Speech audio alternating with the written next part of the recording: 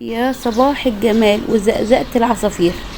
دي بلكونتي كل يوم الصبح احب اطلع اشم ريحان واقف اتفرج عليه، بستمتع، بحس ان يومي بيبدأ جميل، بحس ان هي دي البداية الصح. الريحان ذكر في القرآن في موضعين، سورة الرحمن وسورة الواقع. الأرض وضعها للأنام فيها فاكهة والنخل ذات الأكمام والحب ذو العصف والريحان فبأي آلاء ربكما تكذبان. المقصود بالريحان في القرآن كل نبات طيب الرائحة. ذكرت كلمة ريحان برضو في سورة الواقع. بسم الله الرحمن الرحيم. إن كان من المقربين فروح وريحان وجنة نعيم. للريحان فوائد كتيرة جدا لصحتنا، سواء للبشرة أو سواء حتى للهضم أو حتى للأمراض الجلدية، ويكفي ريحته يا جماعة، ريحته جميلة جدا. هو مفيد جدا للتخسيس، ممكن نعمل المشروب بتاع التخسيس. مفيد جدا للإمساك لأنه هو فيه ألياف فبتقلل موضوع الإمساك في الجسم. مفيد جدا للشيخوخة والأمراض الشيخوخة، بيعالج النسيان. أكل أوراق الريحان الناس فاكرة إن الريحان مجرد نبات عضري، بس الريحان كنبات ممكن ناكله زيه زي الملوخية، زيه زي السبانخ، زيه زي حاجات كتيرة جدا، وممكن كمان نضيفه على السلطة.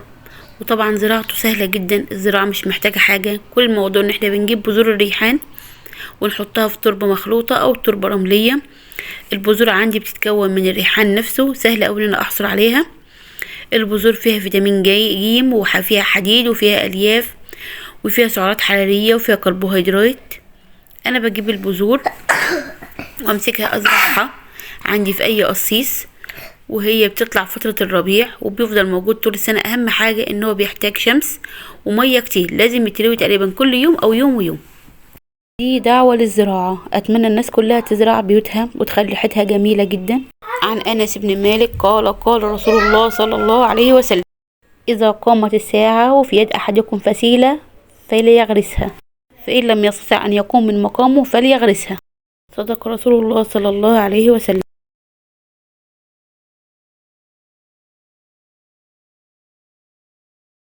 الزراعة حياة فعلا جميلة جدا، وبتديني بهجة حلوة قوي، واكيد الواحد بيحس انه عمل مجهود، عمل حاجة جميلة جدا بجد. لما بيشوف زرعة طالعة كده بيفرح قوي ان هو عملها بايده.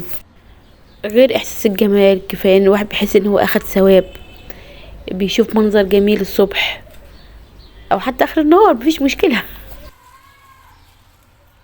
ده الريحان انا نزلته لوحده في فيديو، لكن في حاجات كتير انا زرعاها هنزلها في فيديوهات تانية.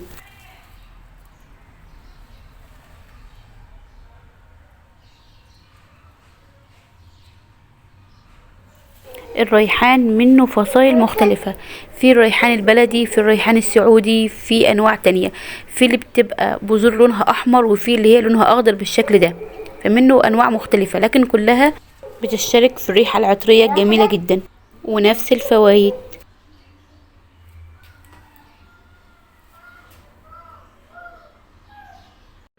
ده الورد البلدي او وردة الجوري، هنزلها لوحدها في فيديو منفصل، استنوني.